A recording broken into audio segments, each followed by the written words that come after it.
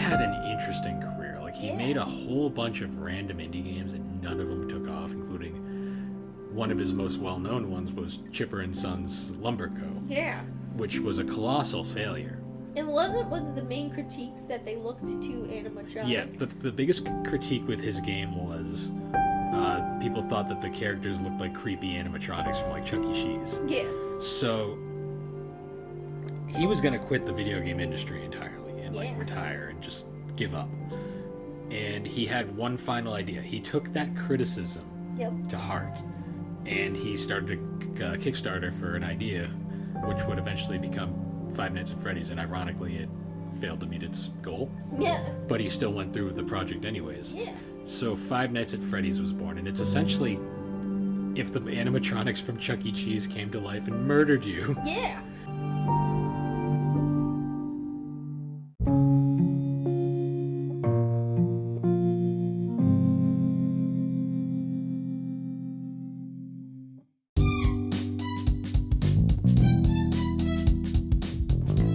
Hey guys, I'm Bill, also known as the Barbecue Games on Instagram. And I'm Alex, his sister, who brings only chaos. And together we are the Gaming and Collecting Podcast, a mostly video game centered podcast. But half the time, we just talk about anime. And that collecting thing, well, that's mostly just an implication at best. So come along and enjoy us on this adventure as we discuss the games that shaped us. So, how you been? I've been good. Life has been crazy, but we're settling into the new place pretty well. Move's gone well.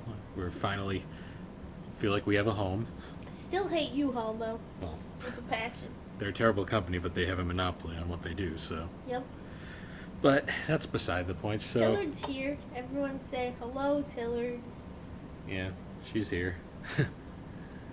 But anyways, so it's been a bit of time, still working. Vacation's over. Yep, time off is over and it's back to work. Yep, we went on an adventure though recently. Yes, we did. We went to go to the figure store again. Yeah, well we were worried because they hadn't posted on Facebook in a while and we were like, I don't know, oh, I hope everything's okay. So we went down to check them out and they're still going strong. Yep, so Alex bought some figures that she's very happy with. Yes, so I got a Goku figure from Dragon Ball, and it says like Dragon Ball below it, and it has a really cool base, and he's going Super Saiyan, so I liked it. And then you got Sailor Moon. I did. I got Sailor Moon from Super S. Super S, yeah, that series. And that's my favorite costume of hers. That one, I love that one, because the one after is weird. And then the one before is like, I like that one too, but I love the super one. Well, yeah, because it's got the white and yellow like accents and stuff. It's just so pretty. But pretty. Anyways, other than that, I got.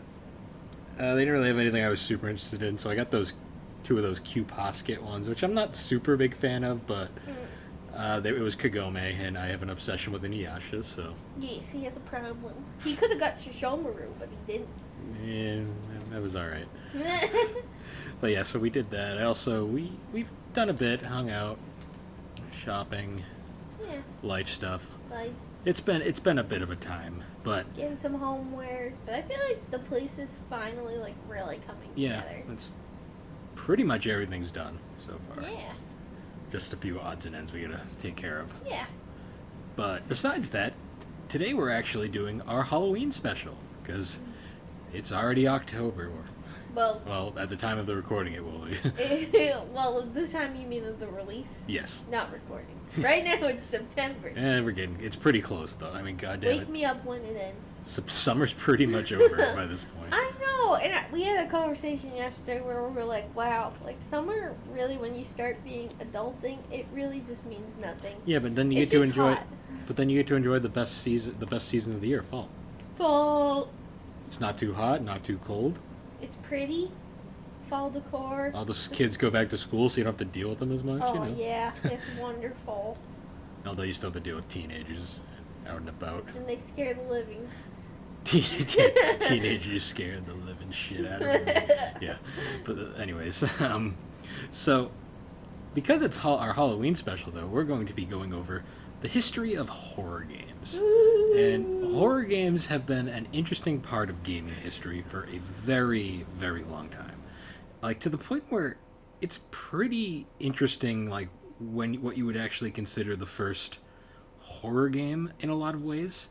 Because, I mean, you had the haunted house game on the Magnavox Odyssey, which was just basically this like overlay of the screen with a ghost. Yeah. Which, I mean, yeah, that's totally a horror game, but it was the early days of the time.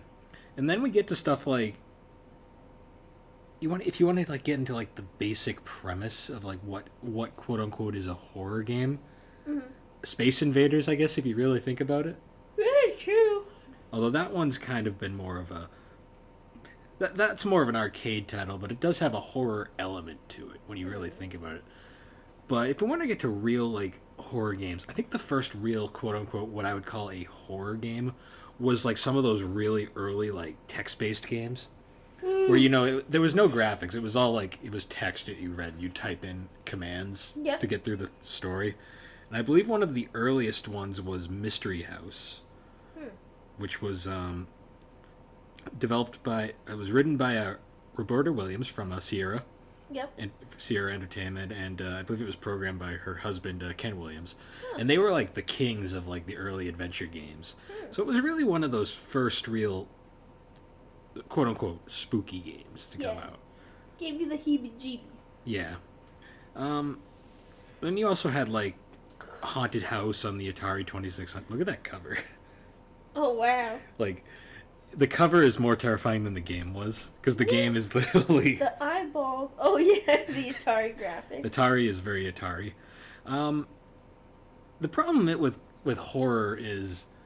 What I think made the text-based games more compelling was, like, you could use your imagination better. Yeah. Using your imagination on Atari-level graphics really is not the easiest thing in the world. Yeah. I guess you could say. So we didn't really get a lot of great horror titles. I mean, there was like licensed stuff like Texas Chainsaw Massacre, Halloween, Friday the 13th on the NES. And they were all kind of... Weren't they all pretty mid? I've heard mixed things on some... LJN! Yeah, Friday the 13th. That's usually a sign that... That's usually a sign it's not very good. But I mean, then getting into, I guess, more like traditional Halloween themes, you have stuff like Castlevania, which isn't exactly a horror game per se, but it is very horror-based. Yeah. Because they were all based around like Bram Stoker's Dracula and stuff like that, with like the Belmont family fighting off Dracula, like, and all of Dracula's minions, like the werewolves, Frankenstein, and stuff. And those games really did like start kind of like the elements of like what you would consider horror. But to me, the first real survival horror game I'd like to say was a game called Sweet Home. Sweet Home. Now, Alabama? No. Now, Sweet Home, Alabama. Sorry. Sweet Home is fascinating. Unfortunately, it never came out in America. It was a Japan-only Famicom game. Oh, I'm looking at the cover screen. So, Sweet Home was developed by Capcom, who would later be known for a certain survival horror series we'll be getting to. But it was based off of a Japanese horror film of the same name, which is where that cover comes from. Yeah. Japanese horror films are also very scary. Yeah, because Japan has... horror to the max. And they also have wicked different standards than us. Oh, yeah. So they can get away with a lot more stuff than we can. Oh, yeah. Over here. But this game was like one of the first true horror games. And in retrospect, it's kind of considered like the landmark of what would be the groundwork for the survival horror genre. Because it had like this top-down like perspective. It's actually a really cool game if you can find an English ROM like translation of it. Yeah. And it really had that whole like sneaking around, like you can't go all out guns ablaze, and you have to like really like make your way through the game without dying. Make your way downtown. And like if you had a character in the game that would die, yep, it would just they'd be permanently dead. Like there was no coming back. Oh. So it had a really cool emphasis on everything, and it had really cinematic cutscenes for the time. And it would later be a massive inspiration for another game that we'll be getting to very shortly. But before that, there was also more games from Sierra, like Phantasmagoria, which was a interactive film kind of movie, but it was very horror based. Yeah, But it was it gory? I don't think it was gory because it was an American made product, okay. but Well, it had Goria in it, so I wasn't sure. yeah. But that one was pretty good. It was another Roberta Williams game. But then after that, we get to what is quite possibly the landmark title in survival horror. Like, probably like one of the most important games ever made in the genre, and that's Alone in the Dark. Now, Alone in the Dark is very H.P. Lovecraft inspired. Like, it's got that really like Cthulhu-esque art style. But what makes the game so interesting was it was the first full 3D, well, not full 3D, but it was the first survival horror game to use 3D graphics. Yep. You want to look up some funny shit, look up some of the pictures of the graphics. Oh, wow. Like, it's a very dated game. Like, there's no questioning that. But for the time, it was like state of the art. Yeah. And it would be kind of, it was created by Infogrames, who are now known as Atari, because they bought the Atari name. But the game was, for the time, it was kind of like the start of like what would become the survival horror genre that we all know today, because it had the 3D graphics based off of like I don't think these were pre-rendered so much as just hand-drawn backgrounds, and you moved in tank control style, and the whole goal of the game was you had to avoid combat whenever you could, and you had to solve puzzles to get through the game. And it would spawn a ton of sequels. Like, it was like there was like the first 3 games that were all tied together. Yep. Then there was The New Nightmare, which was a reboot of the series that came out in like the 90s, which was pretty solid too. I enjoyed that. That's actually my favorite in the series. And then there was a second reboot for the PS3 and 360, which was like this darker and edgier, like full 3D action-y style game that I didn't think was that bad, but it wasn't nearly as good as the classics. They're actually the current owners of the franchise, THQ Nordic, are actually making a full-on reimagining of the original game. Oh, that's cool. Which is pretty cool. So I'm actually looking forward to that. It's actually funny. So there's really no console ports of Alone in the Dark, the original.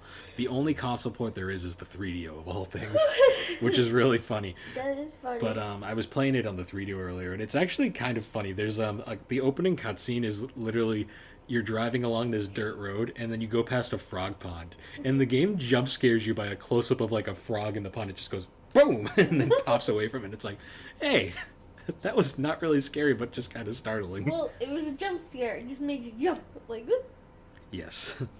So, going from there, though, now, so Alone in the Dark really established that, like, style of gameplay that would become the synopsis of the genre, which now going back to Capcom and Sweet Home, Capcom would be inspired once again by Sweet Home, and their creator Shinji Mikami would take the elements of Sweet Home and also take some inspiration from Alone in the Dark and create quite possibly the most iconic survival horror series of all time. Yep. Resident Evil. Yep. Now, Resident Evil, that was a time, especially the original Resident Evil. What's funny is the series in Japan is known as Biohazard. Oh. Which makes a lot more sense in context, because the series is based around the biological warfare and stuff. Yep. Resident Evil only makes sense for the first game in the series, because they took place in the mansion. What's funny about Resident Evil, though, is nowadays it's not scary at all. It's the most goofy game you'll ever play, because the mansion is super well lit for some reason, and the voice acting is some of the funniest shit you'll ever see. The game was later, though, remade in 2002 on the GameCube, and that game is scary, because it actually has realistic graphics, decent acting, and oh my god, like, one of the best remakes ever. There's a reason why they call it the Resident Evil remake. Wow. And the Resident Evil series, so what's funny is, though, with the naming thing, it would come full circle, because Resident Evil 7 was known as Resident Evil 7 Biohazard. Oh, that's funny. But then in Japan, it was known as Biohazard 7 Resident Evil. And it worked because the game took place in like a mansion, like the same way. Which was really cool for the time. Now, Resident Evil would go on forever. and like it's still going to this day. Yeah. And we had obviously the first game is probably the most true survival horror game in the series, because once you get to the second game, the action really started pushing through, which Yeah. is a problem with a lot of survival horror games of the time. Like they got really action heavy Yeah. as they went on, which all in all isn't the I mean it happens. I mean, a true survival horror game is hard to do, especially the way like people would want it to be. Yeah. But yeah, like two is considered the best in the series by a lot of people, and two was started the push towards action, although it still had some good horror moments. Yeah. And then three was very action heavy, and then four, while definitely having the best like atmosphere at times, was definitely the start of like the full push to action. Yeah. Although thankfully by seven they've gone back to more of a horror. More of a horror. Well, they've gone to like first person, and so fun story, like when PlayStation VR first came out, Yep. they had a demo kiosk at a Best Buy that I was then I gave it a shot. I was like, sure, let's see this. And one of the games they had on as an option to try out was Resident Evil 7, because it's a first person game. No boy. I tried it. I was like, holy shit, this is scary. Yeah. Like, You were it's- like, no, thank you. I did the thing and I died, and I was like, okay, I'm good. That was cool. I'm probably not buying one of these. But aside from that, though, we also had other horror series from the time, like Sega's famous House of the Dead, which was a arcade style rail shooter. It was like one of those games where you had like the guns and you'd shoot at the screen to get points. Not really a survival game so much as more of a action paced like shooter. But that series has gone on for a long time, and it led to one of the greatest spin-offs of all time, Good. The Typing of the Dead. Oh, yep. Which Typing of the Dead was quite possibly one of the coolest like spin-offs ever. It was one of the games that would use the Sega Dreamcast keyboard. And it was House of the Dead 2, but you had to type rather than shoot. So it was kind of like it was a little like play. It was a typing teaching game, but it was zombies, Yeah. and all the words were really dirty and stupid. That's funny. That's a classic that I really wish they'd bring back in some case. But next to that, though, then we get quite possibly one of the other most key horror series of all time, Silent Hill. Ah. And Silent Hill is fascinating because it's not a Resident Evil clone by any means. Silent Hill is, so rather than being pure survival horror, Silent Hill goes for a psychological aspect. Yep. Where it's all more about what you see and like what things mean. Yeah. More opposed to then like being like tense. I feel like those freak me out more. Silent the Hill- psychological stuff, yeah. that gives me the creeps more than anything. Silent Hill is a very fascinating series. So the first, we're kind of going like a rundown of like different horror series by this point. But Silent Hill is fascinating because the first 3 games in the series are considered masterpieces. Because especially the first and second games, the third game as well. Because the story, like the whole like, what makes survival horror so like Silent Hill in particular so fascinating is like every game has kind of a wraparound effect where it's like you think one thing's going on and then all of a sudden something else happens. Nope. And it's like it just messes with your head. Like Yeah. it makes you really think about stuff. And it was cool for the time and it was super different, but unfortunately Konami, like all things they do, had to ruin it. So the first 4 games in the series were created by an internal development group in Konami called Team Silent. Yep. And Team Silent would work on the first 4 games. The 4th game is a bit more controversial. It's still a good game, but it's very different Yep. than the than the first 3. But after the release of the 4th game, Capcom would disband Team Silent, and then they'd just hand off the series to other developers outside of Konami. Yep. So a few of them were made by a British studio called Climax, and they made the Climax games were decent. Resident Evil Silent Hill Origins was pretty solid. It was a cool little prequel game to the first game, and then Shattered Memories was interesting. It was more of a reimagining of the first game, but it took away combat and made it more about the overall experience. Yep.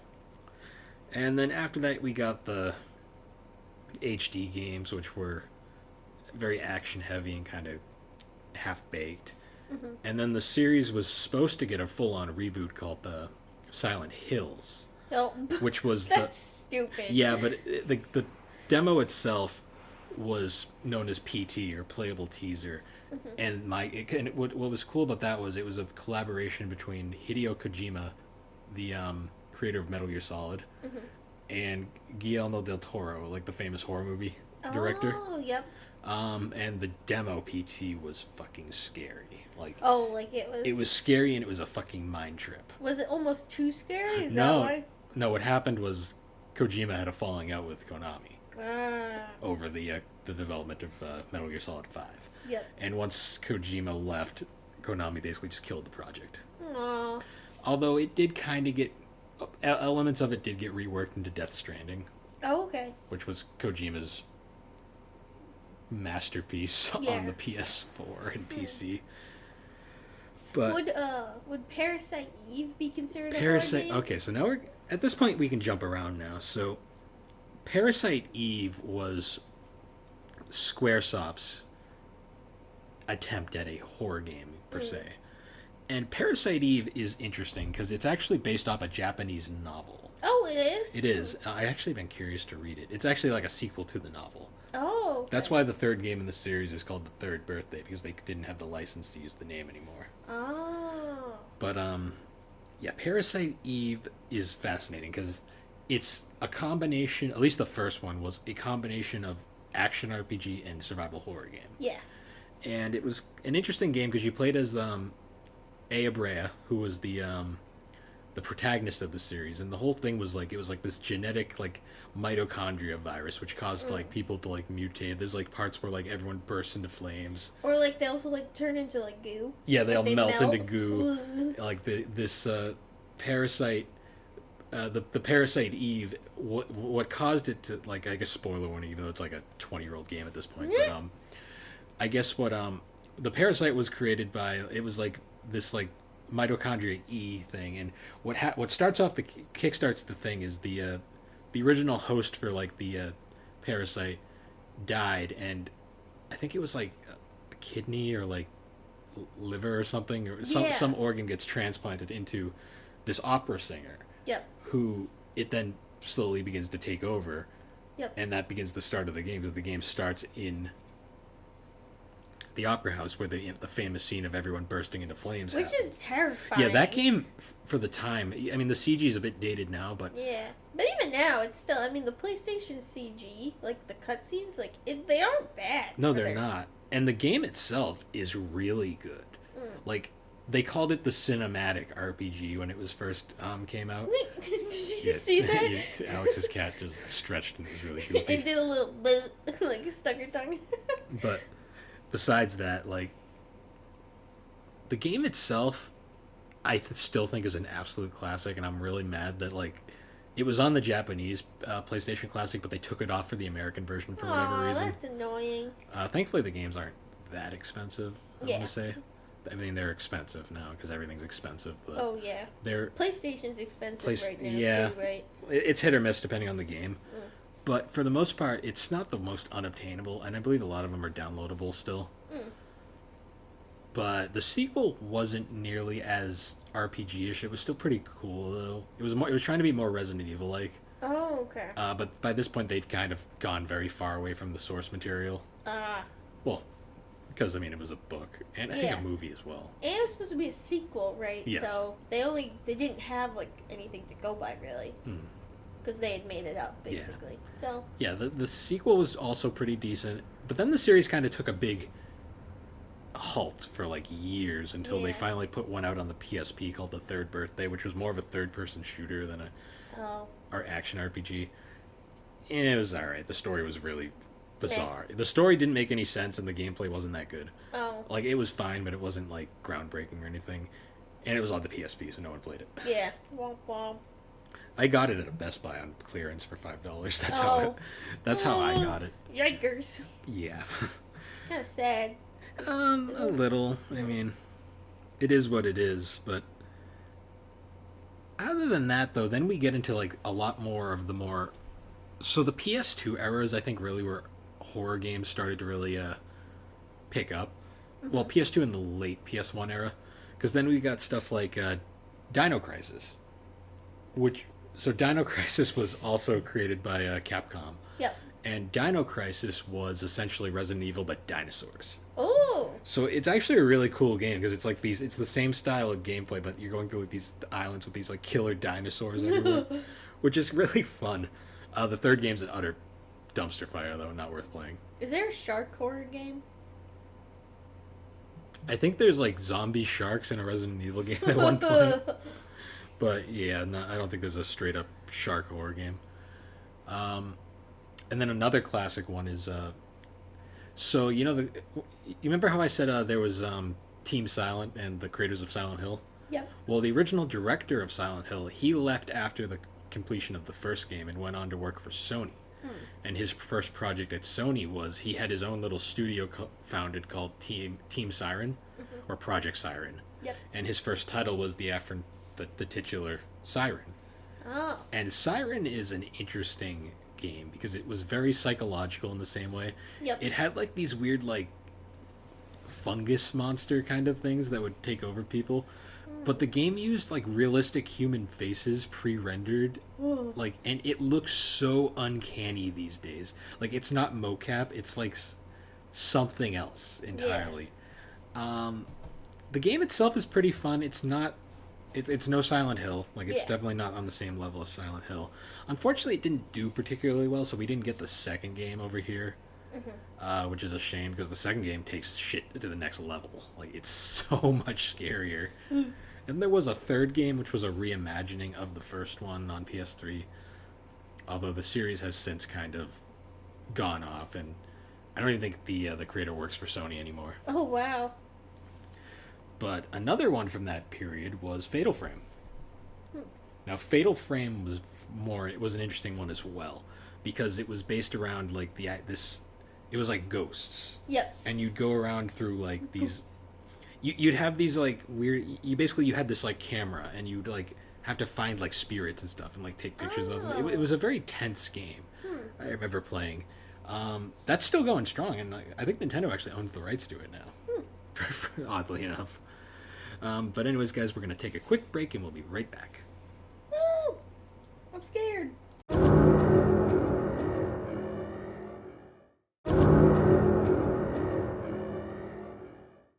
And we're back. Boo! It's Halloween. Did I scare you? No. Shit. No. Anyways. Oh, what are you drinking? We forgot that again. Well, it's a segment. Oh well. It's 4, so we could drink now. But I'm drinking a Polar Seltzer black cherry flavor. And I'm drinking a pineapple hint water. Yummy. But anyways, so going back to like the Super Nintendo era, one game that I forgot to mention that's sorry. I can't control it. One game that I forgot to mention that was very important to horror games was Clock Tower. Yep. Now Clock Tower was amusing. So it came out on the Super Nintendo only in Japan, unfortunately, so we missed out on it. But the game itself was cool because it was like a point and click-ish, and the villain was like one of the most hilarious like villains in a horror game ever. It was Scissor Man. It was just a guy with giant pair of scissors. But the games were cool because they were very much, you'd have to like do things in a certain sequence or else you get like bad endings. Yep. And I remember because like there was a point where like in the first game I know there was like a point where like you hear your friend like fall out a window, and if you check to make sure she was what happened, you get the bad ending. You have to ignore it. Oh. It's one of those. I know the second game, well technically the third game. Wait, this little gremlin's the villain? Yeah. Why is he so gremlin-y? Why is he so short? Maybe that's why he has the big scissors, because he's compensating. Well, technically it's technically the third game in the series, even though it's more of a spin-off, Clock Tower 2. That one is infamous for just how fucking ridiculous the game is and how frustrating it can be. Oh, really? Because the original creators weren't involved anymore, and it was just like the leftovers of the team. Mm-hmm. And that game has some infamous shit. Like there's a suit of armor at the beginning of the game that if you don't check will completely just fuck you over at the end of the game. Like, Wow. and you'll just no good ending for you. Womp womp. Yeah, those games are so fucking rare now, though it's not even funny. Oh wow, do you have them? No. I wasn't sure. Sometimes you have the rare ones. Clock Tower 2, for the PS2, or Clock Tower Ghost Head as it's actually known, is one of the most expensive games on the PS2, which is sad because it's a piece of shit. Oh really? Yeah, it's just not a good game. Clock Tower 1 I actually do want to track down at some point. I I don't have the money for that right now. Clock Tower 3 was made by Capcom, and it's basically a different game entirely. Oh really? Yeah. Wow. And then there was a quote-unquote game called Hunting Ground, which was, I feel like was supposed to be a Clock Tower game at one point, but then Capcom just made it an original game. That one's also really expensive. Oh, and then the creator of, the original creators of Clock Tower later made a game called Dark Cry, or Night Cry, which is an incredibly goofy horror game that really didn't need to exist. Well, it does. It's more amusing than anything, in all honesty. And then going on, horror games have always had a weird, like... There's always, like, the legitimately scary horror games, the goofy, non-scary ones, and then there's kind of in-between ones. Yeah. And the 90s and early 2000s were, like, a haven for those. Yeah. Because the Dreamcast had a ton of them as well. And even, like, the Saturn beforehand, like, one of the most famous ones is D. D? Which D's was... nuts. Yeah. Got it. It was created by a... Sorry. I couldn't resist. It was created by a studio called Warp. And they were mostly known for their, like, pre-rendered graphics and stuff, and, like, cinematic... Like, it originated on the 3DO also, of all things. But... Are you still laughing about the D's nuts? Just kidding. It wasn't even funny. I know. That's why I'm sorry. Anyways. Sorry. So, actually, this is one of the most funniest, like, FUs to the rating system ever, though. There's literal, like, points in the first D where it's not funny. But now I keep thinking of it. You're ridiculous. But You have me any other way. I'm not going to answer that. That's a yes then. Rude. So anyways, getting to that, though, there's a point in that game where there's, like, legitimate cannibalism. Oh. And the ESRB was like, no, you can't have this. So what the creator did was he sent them a version that, like, he edited it out. And then once they gave the okay, he just switched it back to the original version. That's hilarious. 'Cause he Did didn't- he get in trouble? Probably, but he didn't care. Oh my god. That's hilarious. Yeah. Then there's another... The Dreamcast was, like, a haven for some of these. Like, there was Blue Stinger, which was a very... It's cheesy by today's standards, especially the hilarious voice acting. But Blue Stinger was a really fun and goofy game where you were, like, on this island, and it was, like, super horror-based, even though there was a level in it at one point where it was, like, Christmas for some reason. Oh, why not? But that studio then later went on to make one of my favorite horror games of all time, Illbleed. Oh, you were telling me about that. I love Illbleed is a joy of a game. It's not a good game by technical standards because it's kind of a hot mess.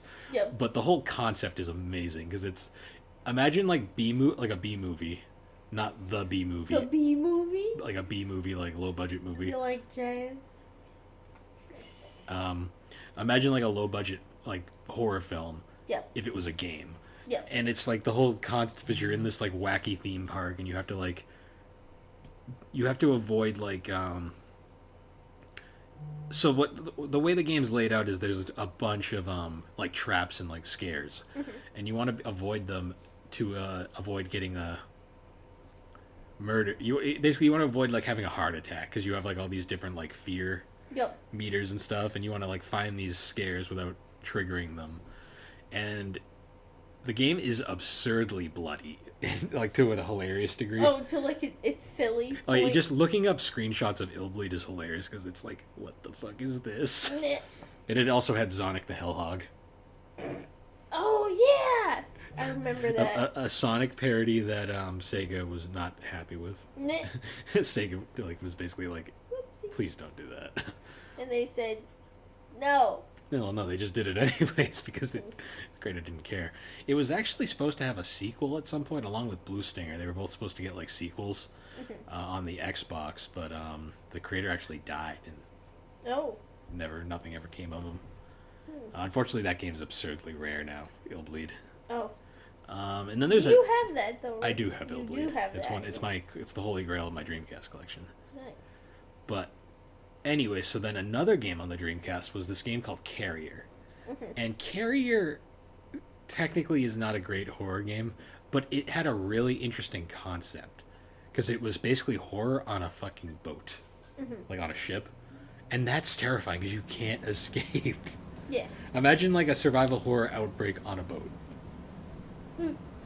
You're dead. Yeah. Like there's You're dead. You gotta just jump in the ocean and accept your fate at that point. yeah. It was a cool. It was like this like weird like parasite that turned them into like these like weird aquatic creatures. Oh. So the shark one. Maybe Maybe. I I'm I have to kidding. play Carrier again because the problem with Carrier is that the game itself isn't fundamentally that good, but it's such a cool concept that it's worth checking out. Yeah, that era of survival horror was so fascinating because there was so many ideas being thrown around, and unfortunately, a lot of them weren't great, but No. weren't utilized great, but the trying was pretty cool. But anyways, also now moving on, handheld horror was always an interesting, Handheld. like horror games. I on feel the like go. it's hard to get that scary atmosphere on the handheld. It really is. But if you want to truly experience it, the DS had a fascinating library because the DS only had like 12, maybe like 10 or 11 like M-rated games. Yep. And a couple of them were horror games. Two of which were probably the most fascinating was the Dementium games. Dementia. Now, Dementium was created by a studio called Renegade Kid. They also made the game Mutant Mudds, which is a platformer. But Dementium's probably their more fascinating title. Dementium was originally created it was originally proposed as like a possible Silent Hill game on the DS. Oh, okay. But Konami, being shitty, turned it down because of course they did. So Renegade Kid decided, okay, we'll just do it on our own. So to sum up Dementium, it's essentially a first-person psychological survival horror game. Imagine Silent Hill meets Doom 3. Yep. Like, and it takes place in this like mental institution. The shit is freaky, like, and especially for a DS game too. Like, there is some good freaky shit there. That's one that I really enjoy. There's also this game called it's like Teresia or something, which is like this like visual novel game that's like super dark and like scary, to be honest, for DS standards. But other than that, then I guess now to transition towards the end of this little romp, the late 2010s and into the modern era, the indie horror boom. The indies. Now we talked about a few indie horror games in our last Halloween special. It was mostly just RPGs, right? Mostly the Just RPG like that. Maker ones, which are still the indie horror games to a Yeah. degree. But what makes indie horror games so fascinating is they kind of took over the whole indie space for a while. Oh yeah. And- And it's also crazy because some of them, I'm sure we'll talk about, even affected people's real lives too. They did, to a degree. I think a big one would be Slender. Slender was a phenomenon. Yeah, that was so big. I've never played it. I've played both the original Slender the Eight Pages, or originally Slender, and I've also played Slender the Arrival, which was the reimagined sequel. Is it scarier? Yes and no. Because I've seen video clips. It's more goofy than anything to me. There's moments in it that are scarier, but it's also somewhat goofier. I liked that Slender also brought all the parody games, and my favorite one was a Shrek one, where Shrek came after you, and he was like, Oh, and Shrek is love. Shrek is no, the love." best part about that is when he's coming after you, it just goes, "Hey now, You're you're an all-star." That game is wonderful. But Slender is also one of the ones that like affected real lives. Well, yeah, Like, those two the like, demonic children that fucking like lured their quote-unquote friend out and Yeah. tried to kill her. and it's thank God I don't know. She somehow survived. She somehow survived. And those two monsters got Honestly, put in jail. if there's some documentaries out, and I recommend seeing it because, oh my God, that kid is a trooper. Like, how she survived that, like, it's inspiring, and, like, even to this day, like, she looks at it, like she says, you know, like, I forgive them, and that is huge. I wouldn't forgive them, that's for that, sure. I know, I wouldn't either, but thank God she's alive. But crazy how a video game, an indie survival game. What's crazy about affected Slender, too, someone's is real the life. game's concept is so simple. Yeah. Like, it's literally... And a lot of the indie ones are very simple games. Well, that's what makes them so fascinating. So, Slender, for all intents and purposes, is a first-person game where you just kind of you're in this forest out in the dark, like all alone, and the goal of the game is you have to find these 8 pages hidden throughout the forest, and the whole time you're being pursued by this creature known as the Slender Man, which is a very very slender man. Figure in a white suit, like in a suit, like a suit with a completely whited out face. Yeah. And he's constantly following you, and essentially you don't want to ever look at him because that's how he gets you. Yeah. But at the same time, he could just appear in front of you at random at times too. And you never want to, like, there's a section in the game which is like literally a bathhouse. Yep. That is, you basically have to get in and out or else you're done. Like, there's no physical way to because he can just get you at any time. But the game is incredibly tense. Like, literally, you'll be like just fine. It puts you on the edge. It does a lot, and like there's points where you feel like you're fine, and then the next thing you know, he'll just appear, and you'll be like, "Holy shit!" I remember playing that one. I actually did a Let's Play of it on my YouTube channel years ago for Halloween. Nice. And I was so I was at the point where I was not buying the hype in that game, so I was completely taking it not serious the whole time, and just running around like YOLO in it. Is I'm not sure. Is Outlast an indie series? I believe it is. Yeah. Yeah, Outlast that's a newer one. Yeah. I've never played them, but I've seen imagery from Outlast, and it looks terrifying. Look at the freaking screenshot. They look so scary. Like, oh my God. Like, So Outlast was created by a studio called Red Barrels. Yeah. And they're as far as I can tell, they're an indie studio. They're not owned by anybody. Yeah. But yeah, they created Outlast. Oh my God. Some of the imageries, like, they just really capture that scary imagery. It was dark. Very dark and very, like, ooh, it gives me the creeps just looking at screenshots of it. Like, Yeah, Outlast 2, I remember, was like particularly nuts. Yeah. And then it got a I think third. that's the creepy Dr. Man one. I think that's Outlast 2. Outlast 2. Yeah. And there's a third one, I guess, called Outlast Trials on the way. Now, another fascinating one from that era is probably one of the most... So, nowadays, these games are... Well, actually, no, before we get to those ones, another one that was very well known, Amnesia. Yeah! Amnesia was the one with the weird face monster. Like, it has the weird, creepy mouth open thingy. Yeah, something like that. And the whole gimmick is it's all about it messes with your sanity. Yeah. In a lot of ways, and it's meant to it's really meant to get with your emotions. I didn't realize it had sequels either. No, I didn't either. I only knew about the Dark Descent. Yeah, that's the one I knew about. But moving on from that though, then we get quite possibly one of the most infamous games from this period. Oh yeah. Well, infamous and influential in a lot of ways. Oh yeah. Mostly just for the story of its creator. Yep. And his really odd life. Yeah. So this game is obviously Five Nights at Freddy's. Yep. Five Nights at Freddy's. So I guess to get into the backstory before, it was created by Scott Cawthon. Yeah. Who, he's a little controversial just because of politics, but I'm not going to get into any of that because frankly we're just focusing on the gameplay. Frankly, that doesn't matter. And in hindsight, it's like that shouldn't change your opinion on the games he created, because they Yeah. really, there's nothing about that. It's But- about animatronics. Like, let's not take it too Yeah, so- seriously.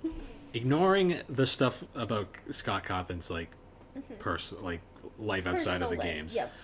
let's talk about his career as a game developer, because he had an interesting career. Like, he Yeah. made a whole bunch of random indie games and none of them took off, including one of his most well-known ones was Chipper and Sons Lumber Co., Yeah.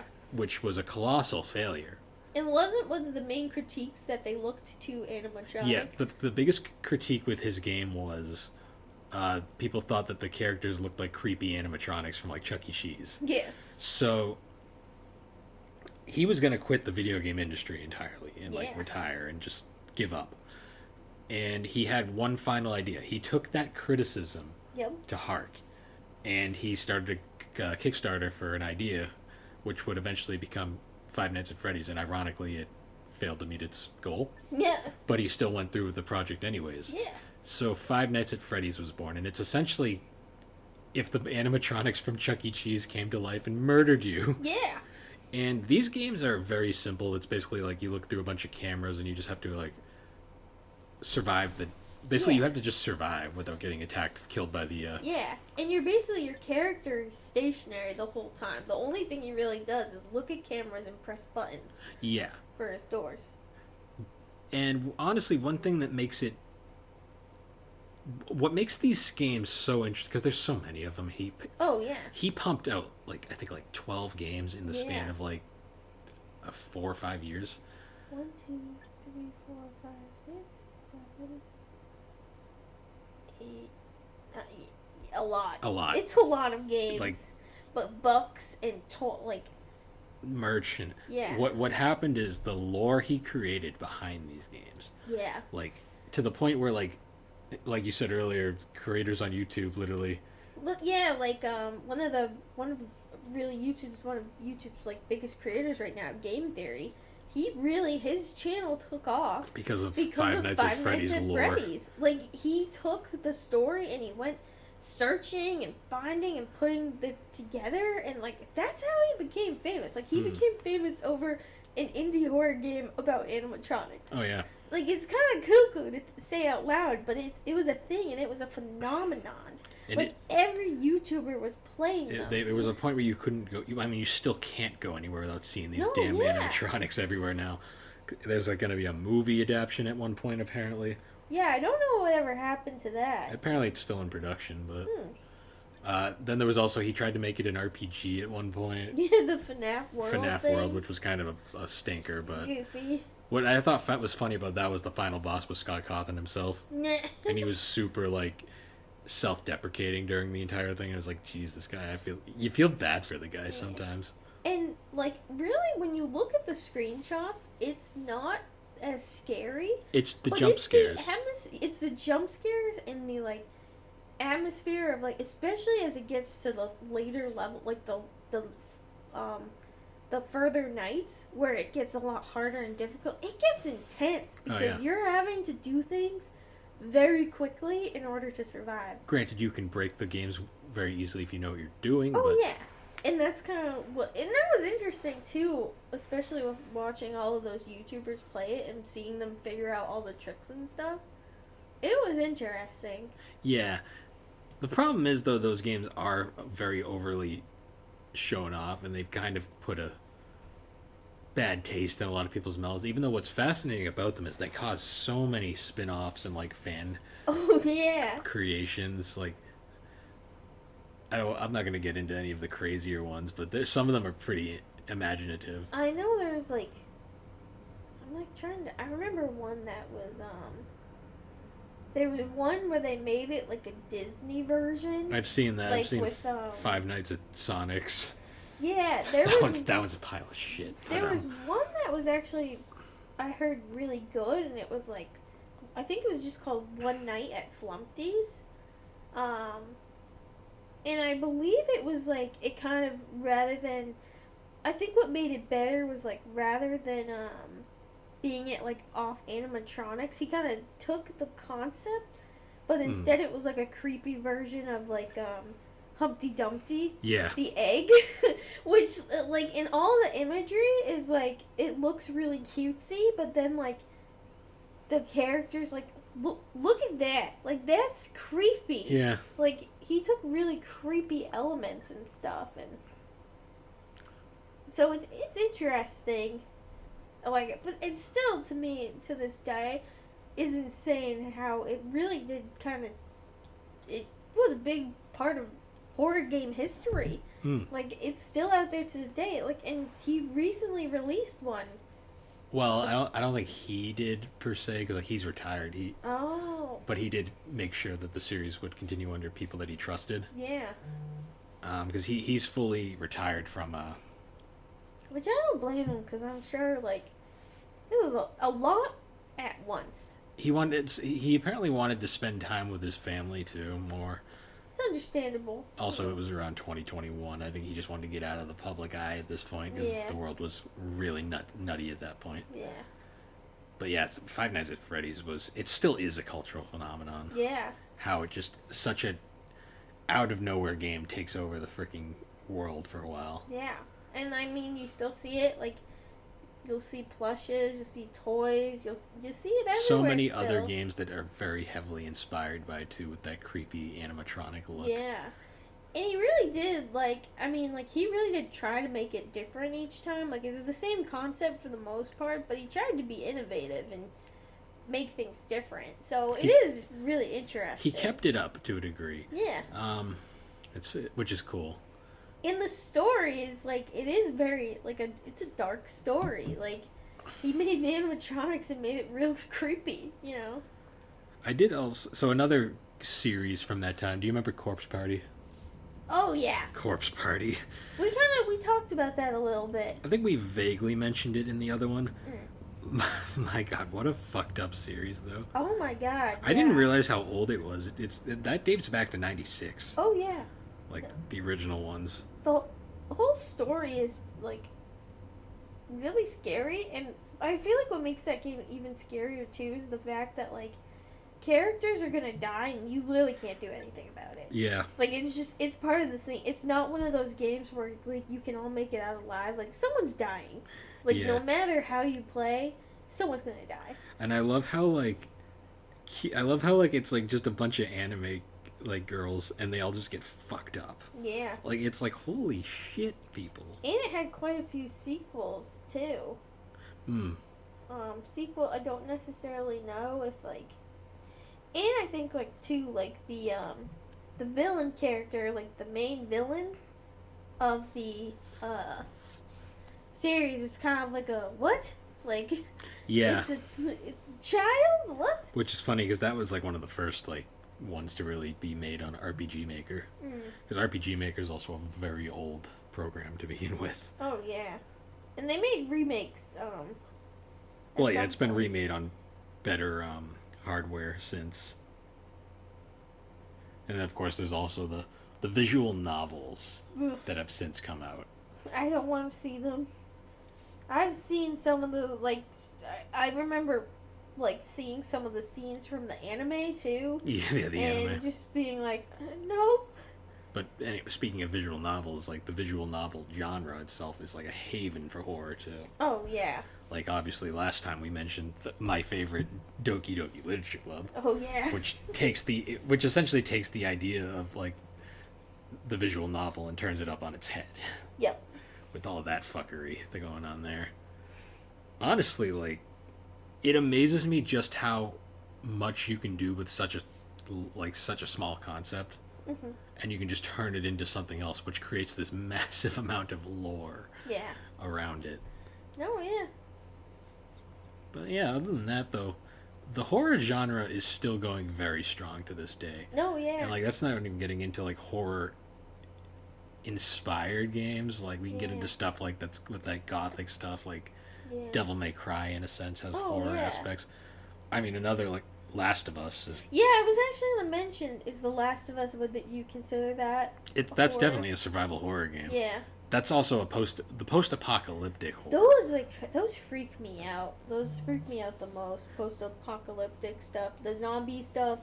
Wasn't there like a whole series at one point of like Zombie Island or something? Like, Oh, Dead Island. Dead Island. Yeah, I remember I never really that. I never liked those ones that much. I don't like the ones that are just killing them. Like I like The Last of Us I would play because there's a story behind it. But Yeah, even if I'm not a huge fan of the second game. Well, I'm not even. I have weird mixed opinions on the second Last of Us, Part 2. I'm still waiting before I can truly give an opinion on that game right now. Yeah. But yeah, the horror genre, very important to gaming. Yep. Probably never gonna go anywhere. No. But yeah, I don't know. Yeah. Well, it'll be interesting to see what games comes out come next. out in the future. Yeah, it'll be interesting. If this to see. rumored Silent Hill resurrection is true, what the next Resident Evil is going to look like. I'm psyched for Alone in the Dark coming back. Yeah. Like I'm very excited to play that reimagining. Well, actually, another game that came out a while back that was really fun was Alien Isolation. I saw that when I was looking up stuff. So it's a first-person survival horror game, but it's set in the Alien universe, and you have to you're essentially avoiding the xenomorphs, and they come after you when they find you. Like, you're just straight up dead. That one was very well done. I enjoyed that one. Have you heard Dead Space? Oh, I saw that Dead one Space. pop up Dead too. Space is another really good one.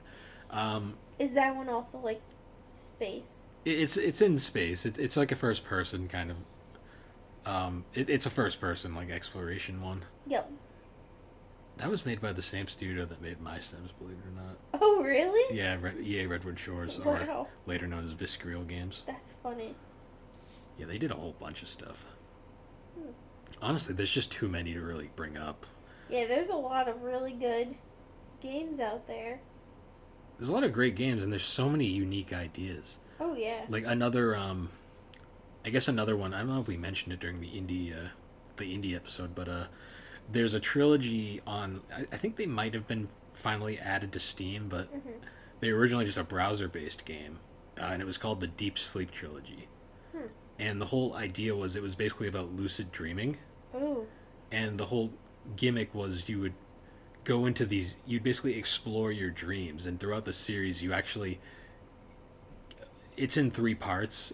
I think they might be making more of them though to continue the story, but the game starts where it's like the end of the first part is you see this flash of light, and then by the time you get to the third game you realize your body's been taken over by one of the spirits in the world that stole your body. Now you're trapped in there forever. Yep. And the final part of the third game, you get the choice of you'll find another being human exploring down there, and you have the choice. You can either let him go and be trapped forever, or you can take his body and get back to the real world. It's kind of like a play of what happens to you at the end of the first mission.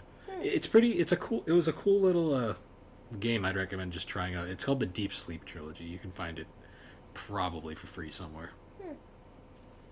But yeah, any closing remarks? Or Yeah, I mean, I'm probably not going to play half of these games because I get scared really easily and then it gives me nightmares. So, probably not going to play half of these, but, I can appreciate them from a distance. Yes. That is very true.